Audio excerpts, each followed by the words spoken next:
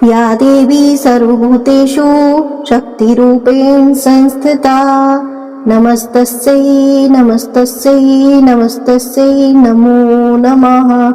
नमस्कार दोस्तों, आप सभी को नवरात्रि के 5वें दिन की बहुत बहुत शुभकामनाएं। आज मैं आप सभी के समक्ष दुर्गा सप्तशती का 5वें दिन का पाठ लेकर आई हूँ। आज इसमें 9 और 10 अध्याय प्रस्तुत कर रही हूँ। आइए शुरू करते हैं दुर्गा सप्तशती का 5वें दिन का पाठ। जयकारा माई का बोलो साचे दरबार की जय। मैं अर्धनारीश्वर के श्री विग्रह की निरंतर शरण लेता हूँ। उसका वर्ण बंद पुष्प और स्वर्ण के समान रक्तपित मिश्रित है। वह अपनी भुजाओं में सुंदर अक्षमाला, पाश, अंकुश और वरद मुद्रा धारण करता है। अर्धचंद्र उसका आभूषण है तथा वह 3 नेत्रों से सुशोभित है। राजा ने कहा, भगवान, आपके रक्तबीज के वध से संबंध रखने वाला देवी चरित का यह अद्भुत महात्मा मुझे बतलाया।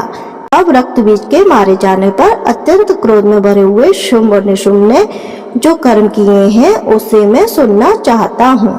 ऋषि कहते हैं, राजन, युद्ध में रक्तबीज तथा अन्य दैत्यों के मारे जाने पर शुंभ और निशुंभ के क्रोध की सीमा नहीं रही। अपनी विशाल सेना इस प्रकार मारी जाती देख शुंभ अमर्ष में भरकर देवी की ओर दौड़ा। उसके साथ असुरों की प्रधान सेना थी। उसके आगे पीछे तथा पार्श्व भाग में बड़े बड़े असुर थे जो क्रोध से होठ चबाते हुए देवी को मार डालने के लिए आए थे। महापराक्रमी शुंभ भी अपनी सेना के साथ मातृगणों से युद्ध करके क्रोधवश चंडिका को मारने के लिए आ पहुंचा। तब देवी के साथ शुंभ और निशुंभ का घोर संग्राम छिड़ा। वे दोनों दैत्य महादैत्यों की भांति बाणों की भयंकर वृष्टि कर रहे थे। उन दोनों के चलाए हुए बाणों को चंडिका ने अपने बाणों के समूह से तुरंत काट डाला और शस्त्र समूहों की वर्षा करके उन दैत्यों पतियों के दोनों के अंगों में भी चोट पहुंचाई। निशुंभु ने तीखी तलवार और चमकती ढाल लेकर देवी के श्रेष्ठ भाग सिंह के मस्तक पर प्रहार किया। अपने वाहन को चोट पहुंचाने पर देवी ने शूर्पणखा नामक बाण से निशुंभ की श्रेष्ठ तलवार तुरंत ही काट डाली और उसकी ढाल को भी, जिसे 8 चांद जड़े थे, खंड खंड कर दिया। ढाल और तलवार के कट जाने पर उस असुर ने शक्ति चलाई, किंतु सामने आने पर देवी ने चक्र से उसे भी 2 टुकड़े कर डाले। अब तो निशुंभ को से जल उठा और उस दानव ने देवी को मारने के लिए शूल उठाया, किंतु देवी ने समीप आने पर उसे भी मुक्के से मारकर चूर्ण कर दिया। तब उसने गदा घुमाकर चंडी के ऊपर चलाई, परंतु वह भी देवी के त्रिशूल से कटकर भस्म हो गई। तदंतर दैत्यराज निशुंभ को फरसा हाथ में लेकर आते देख देवी ने बाण समूहों से घायल कर धरती पर सुला दिया। उस भयंकर पराक्रमी भाई निशुंभ के धराशायी हो जाने पर शुंभ को बड़ा क्रोध हुआ और अंबिका का वध करने के लिए वह आगे बढ़ा। रथ पर बैठे बैठे ही उत्तम आयुधों से सुशोभित अपनी बड़ी बड़ी 8 अनुपम भुजाओं से समूचे आकाश को ढककर वह अद्भुत शोभा पाने लगा। उसे आता देख देवी ने शंख बजाया और धनुष की प्रत्यंचा का भी अत्यंत दुस्साह शब्द किया। साथ ही अपने घंटे के शब्द से जो समस्त दैत्य सैनिकों का तेज नष्ट करने वाला था, संपूर्ण दिशाओं को व्याप्त कर दिया। तदंतर सिंह ने भी अपनी दहाड़ से, जिसे सुनकर बड़े बड़े गजराजों का महान मत दूर हो जाता था, आकाश, पृथ्वी और 10 दिशाओं को गुंजा दिया। फिर काली ने आकाश में उछलकर अपने दोनों हाथों से पृथ्वी पर आघात किया। उससे ऐसा भयंकर शब्द हुआ जिससे पहले के सभी शब्द शांत हो गए। तत्पश्चात शिवदूती ने दैत्यों के लिए अमंगलजनक अट्टहास किया। इन शब्दों को सुनकर समस्त असुर थर्रा उठे, किंतु शुंभ को बड़ा क्रोध हुआ। उस समय देवी तथा शुंभ को लक्ष्य करके कहा, ओ दुरात्मा, खड़ा रहे, खड़ा रहे। तभी आकाश में खड़े हुए देवता बोल उठे, जय हो, जय हो। शुंभ ने वहां आकर ज्वालाओं से युक्त अत्यंत भयानक शक्ति चलाई। अग्नि में पर्वत के समान आती हुई उस शक्ति को देवी ने बड़े भारी लुकेश द्वारा हटा दिया। उस समय शुंभ के सिंहनाद से तीनों लोग गूंज उठे। राजन, उसकी प्रतिध्वनि से वज्रपात के समान भयानक शब्द हुआ, जिससे अन्य सब शब्द को जीत गए। शुंभ के चलाए हुए बाणों के देवी और देवी के चलाए हुए बाणों के शुंभ अपने भयंकर बाणों द्वारा सैकड़ों हजारों टुकड़े कर दिए। तब क्रोध में भरी हुई चंडिका शुंभ को शूल से मारा। उसके आघात से मूर्छित हो वह पृथ्वी पर गिर पड़ा। इतने में ही निशुंभ को चेतना हुई और उसने धनुष हाथ में लेकर बाणों द्वारा देवी काली तथा सिंह को घायल कर डाला। फिर उस दैत्यराज ने 10,000 बाहें बनाकर चक्रों के प्रहार से चंडिका को आच्छादित कर दिया। तब दुर्गम पीड़ा का नाश करने वाली भगवती दुर्गा कुपित होकर अपने बाणों से उन चक्रों तथा बाणों को काट कर गिरा देती हैं। यह देखकर निशुंभ दैत्य सेना के साथ चंडिका का वध करने के लिए हाथ में गदा लेकर बड़े वेग से दौड़ने लगा। उसको आते देखते ही चंडिका ने तीखी धार वाली तलवार से उसकी गदा को शीघ्र ही काट के फेंक दिया। तब उसने शूल हाथ में लिया।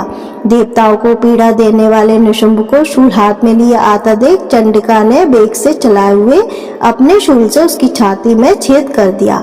शूल से विदीर्ण हो जाने पर उसकी छाती से एक दूसरा महाबली एवं महापराक्रमी पुरुष खड़ी रह कहते हुए निकला।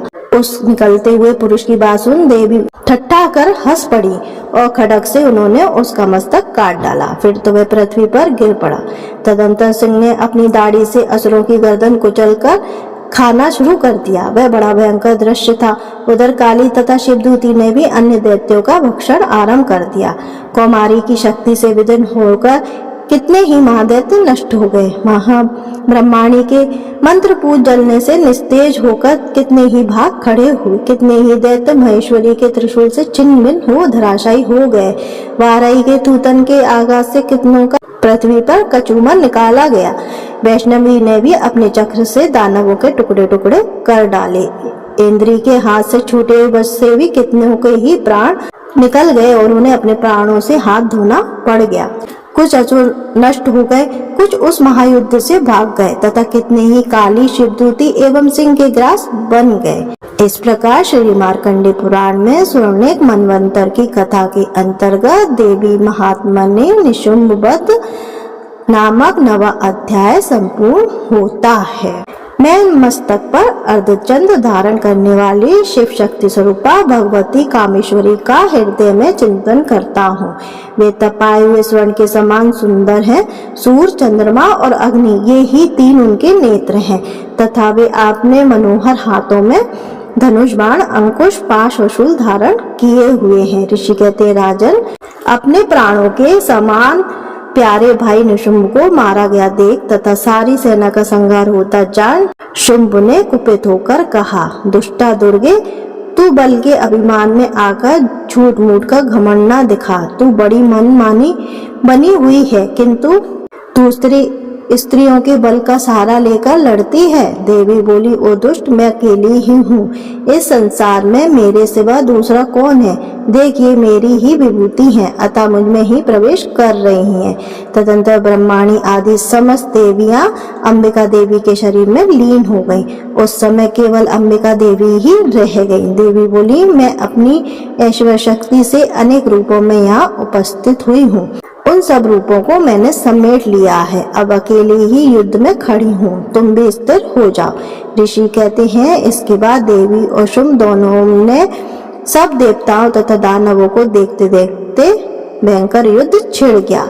बाणों की वर्षा तथा तीखे शस्त्रों एवं दारुण अस्त्रों के प्रहार के कारण उन दोनों का युद्ध अब लोगों के लिए बड़ा भयानक प्रतीत हुआ। उस समय अंबिका देवी ने जो सैकड़ों दिव्य अस्त्र छोड़े, उन्हें दैत्यराज शुंभ ने उनके निवारक अस्त्रों द्वारा काट डाला। इस प्रकार शुंभ ने भी जो दिव्य अस्त्र चलाए, उन्हें परमेश्वरी ने भयंकर हुंकार शब्द के उच्चारण आदि द्वारा खिलवाड़ में ही नष्ट कर दिया।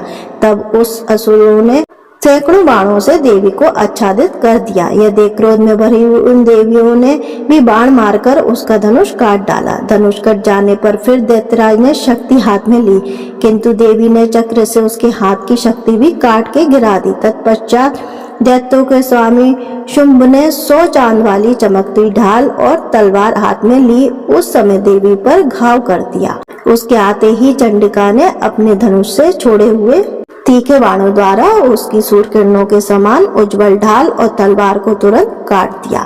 फिर उस दैत्य के घोड़े और सारथी मारे गए। धनुष तो पहले ही कट चुका था।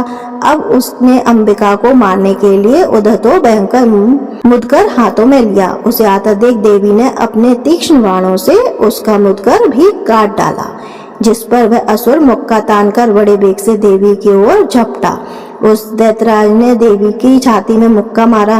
तब उन देवियों ने भी उसकी छाती में एक चाटा जड़ दिया। देवी का थप्पड़ खाकर दैत्यराज शुंभ पृथ्वी पर गिर पड़ा, किंतु पुनः साहस पूर्वक उठकर खड़ा हो गया। फिर वह उछला और देवी को ऊपर से लेकर आकाश में खड़ा हो गया। तब चंडिका आकाश में भी बिना किसी आधार के ही शुंभ के साथ युद्ध करने लगी। उस समय दैत्य और चंडिका का आकाश में एक दूसरे से लड़ाई शुरू हो गई।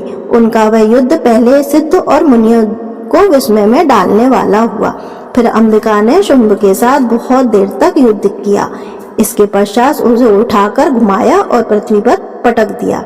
पटके जाने पर पृथ्वी पर आने के बाद वह दुष्ट आत्मा दैत्य पुनः चंडिका का वध करने के लिए उनकी ओर बड़े वेग से दौड़ पड़ा।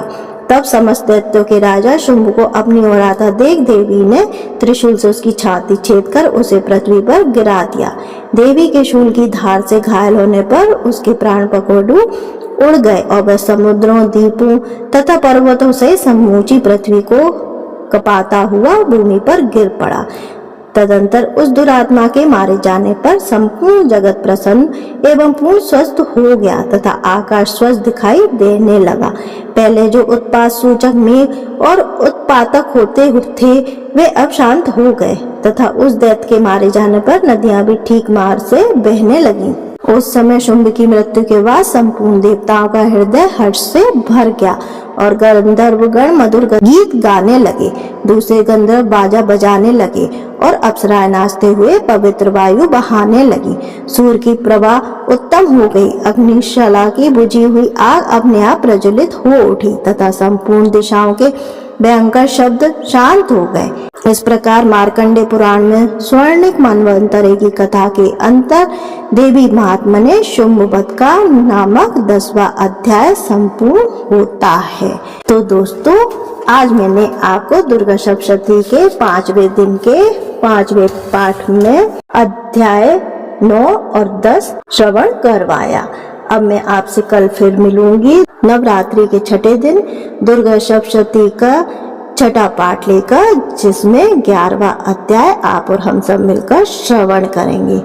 आपको मेरा ये वीडियो अच्छा लगा और इस तरह के अन्य वीडियो देखने के लिए आप मेरे चैनल को लाइक करें, शेयर करें और जरूर सब्सक्राइब करें। धन्यवाद दोस्तों।